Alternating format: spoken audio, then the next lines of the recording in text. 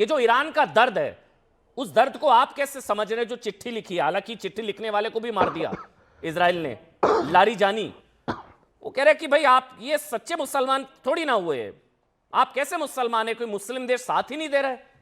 हालांकि भारत में अलग कहानी चल रही है, उसकी बात बाद में करेंगे। पहले ये इस्लामिक ब्रदरहुड, इस्लामिक एकता, उम्मा, ये सब क्या हुआ इसका? वजाहत कासमी जी। देखिए अमन भाई, जिस दिन से ये ईरान और इजराइल की जंग शुरू हुई, मैंने उसी दिन से कहा था कि ये शिया सुन्नी मुसलमानों के बीच की जंग है। क्योंकि पूरी दुनिया के सामने ये राज खुल गया था, अमेरिका और इजराइल को सऊदी ने इस बात के लिए तैयार किया है कि ईरान पर वो हमला करे। और जितने भी ये सुन्नी मुल्क हैं, गल्फ कंट्रीज़, मिडिल ईस्ट में हो, ये सऊदी हो, मिस्र हो, जितने भी हैं, बहरीन है, यूएई है, ये कोई नहीं चाहता कि ईरान जो है वो न्यूक्लियर पावर बने। सबको पता है कि ईरान न्यूक्लियर पावर, मैं आज फिर कह रहा हूँ और आपके न्यूज़ 18 पर कह रहा हूँ बहुत जिम्मेदारी के साथ, कि जिस दिन आपको लगेगा कि ईरान इजराइल का जंग युद्ध रुक गया, साल 6 महीने के बाद आप देखना कि ईरान ने सऊदी पर हमला कर दिया है और वहाँ मक्का मदीना पर कब्जे की कोशिशें की जा रही हैं। तो मुस्लिम उम्मा, जो अली लारिजानी कह रहे हैं कि मुस्लिम उम्मा कहाँ गए, तो वो शिया मसलक के इरादों को जानते हैं। वो खामिनेई के, खुमैनी के, आयतुल्लाह के जो उनकी किताबों में जो उनका अकीदा है, वो उनके अकीदे को जानते हैं कि वो मक्का पर और मदीना पर कब्जा चाहते हैं। वो हज़रत अबू बकर सिद्दीक के लिए, हज़रत उमर रज़ी अल्लाह उनके लिए, हज़रत उस्मान के लिए क्या अकीदा है, हज़रत अम्मी आयशा के लिए क्या अकीदा है, वो उनकी किताबों में मौजूद है, खुलेआम मौजूद है। और नहीं, देखिए अफ़गानिस्तान और पाकिस्तान में जो भी कुछ हुआ, ये बात मैं पहले भी कह चुका हूँ कि देखिए पाकिस्तान ने अफ़गानिस्तान पर हमला किया, और ये इस्लामी जो जंग के उसूल है वो मैं बता रहा हूँ आपके टीवी पर। इस्लामी जंग के उसूल ये है कि औरत को, बच्चों को, मरीजों को छेड़ा नहीं जा सकता। और आप हमला ही हॉस्पिटल पर कर रहे हो। हॉस्पिटल में कौन होता है साहब? मरीज लोग होते हैं। लेकिन चूंकि ये सब एक है अंदर से, तो इन्होंने देखा यार चलो पाकिस्तान ने मारा और वो तालिबान मर गए, कोई बात नहीं, इसलिए ना कोई छाती पीटने आएगा, ना कोई जंतर मंतर पे आएगा, ना कोई जो है लाल किले पर आएगा, कोई कहीं आने वाला नहीं। मैं जब डिबेट करने आ रहा था, मैं भी थोड़ा रिसर्च कर रहा, मुझे समझ ही नहीं आ रहा गाजा पर, मतलब इतना गुस्सा, आक्रोश, ठीक बात है, गाजा में जो हुआ गलत हुआ, हम भी मानते हैं। गाजा पर ये हो गया, कुछ सांसद जो है वो झोला भी लेकर आ गई थी, एक सांसद फिलिस्तीन का झोला, वो फिर ईरान में कुछ हुआ, मुझे याद है ईरान में फिर गलत हुआ, खामनेई ईरान के साथ गलत हुआ, स्कूल पे सब ठीक। अच्छा, फिर सऊदी में हुआ तो सब चुप हो गए। इसको समझिए, मैं समझना चाह रहा हूं, अंसार रजा शायद बेहतर समझा पाएंगे। तो अंसार भाई, ऐसा कैसे होता है कि गाजा पर शोर, ईरान पर शोर, सऊदी पर खामोश, और अफगानिस्तान, काबुल पर भी ये चूज कैसे किया जाता है कि, तो इस पे कैसे चूज किया जाता है अंसार भाई? पॉलिटिकल पार्टीज या एक इकोसिस्टम कैसे चूज करता है कि गाजा पर बोलना है, ईरान पर बोलना है, सऊदी पर नहीं बोलना, अफगानिस्तान पर, काबुल पर नहीं बोलना? ऐसे कैसे चूज होता है सर? अंसार भाई, स्वागत है सर आपका। अमन भाई, सबसे पहले तो मैं एक छोटी सी गुजारिश करूं आपसे कि ये जो जंगें होती हैं या जो लड़ाइयाँ मुल्कों में होती हैं, वो सब कुछ अपनी जगह है, सब मुल्क अपनी सुरक्षा चाहते हैं, अपनी हिफाजत चाहते हैं, लेकिन इंसानियत भी कोई चीज़ होती है।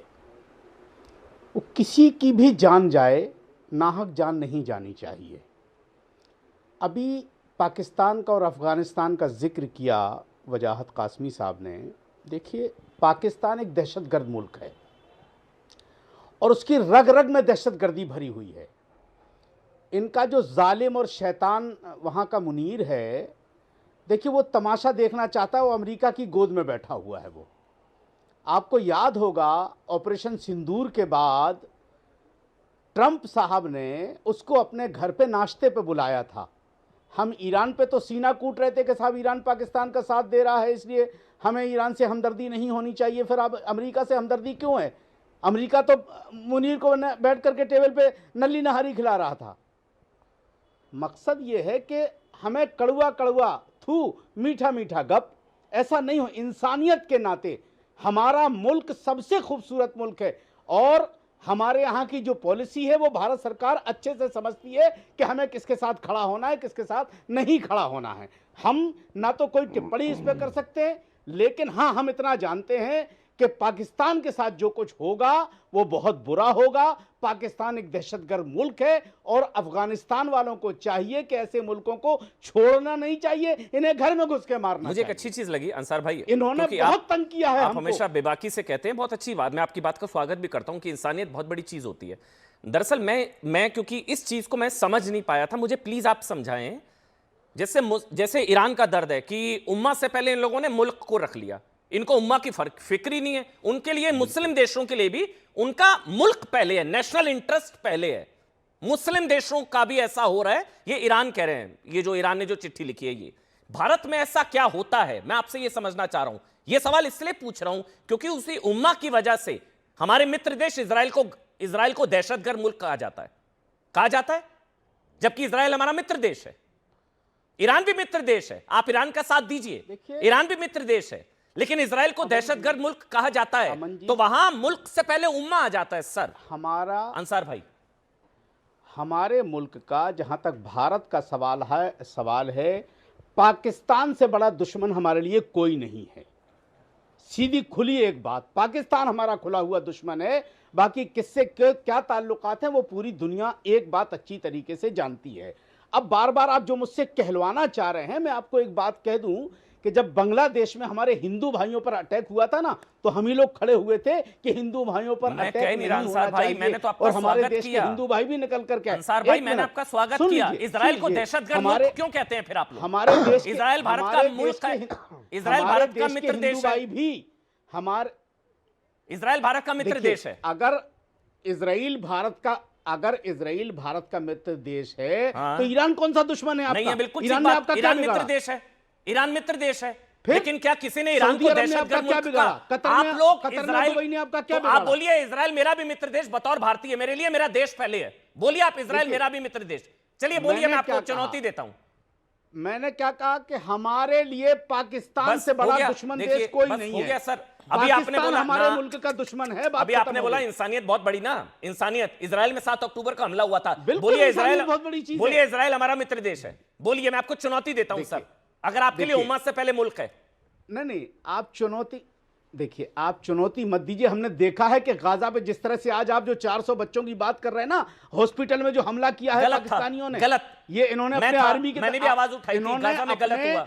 आर्मी के स्कूलों पे हमला कर चुका है। बतौर भारतीय, अगर भारत का मित्र देश इजराइल, तो मेरा भी मित्र देश इजराइल। बोलिए आप। मैं सिर्फ इतना जानता हूं कि इजराइल ने गाजा में दहशतगर्दी की है। देखिए, वहां भी इंसानियत देखी जाएगी। बोलिए ना, इजराइल मेरा मित्र देश, इंसानियत उम्मा की वजह से इजराइल को दहशतगर्द मुल्क बता दिया जाता है। गाजा में देखिए, वो तय करना भारत सरकार की जिम्मेदारी है, ये हमारी जिम्मेदारी नहीं है। आप लोग क्यों कहते हैं दहशतगर्द मुल्क? हमने सिर्फ इतना कहा कि उसने गाजा में बेगुनाहों की जान ली है। तो वो तो ईरान ने भी ली है। बेगुनाहों की जान ली है। फिलिस्तीन ने भी ली है, गाजा में ली है, वो तो हमास ने भी ली है। जो मैं वही कह रहा हूं। नहीं, मैं वही आपसे कह रहा हूं। पिक एंड चूज है सर, सॉरी टू से। इंसानियत एक ऐसी चीज, इंसानियत भी कोई चीज होती है। मोहम्मद फैज, फिर मैं अमीक भाई आपके पास, प्रदीप भाई आपके पास, क्योंकि मेरे को जो समझ में आया, एक बार मोहम्मद फैज को दिखाइए।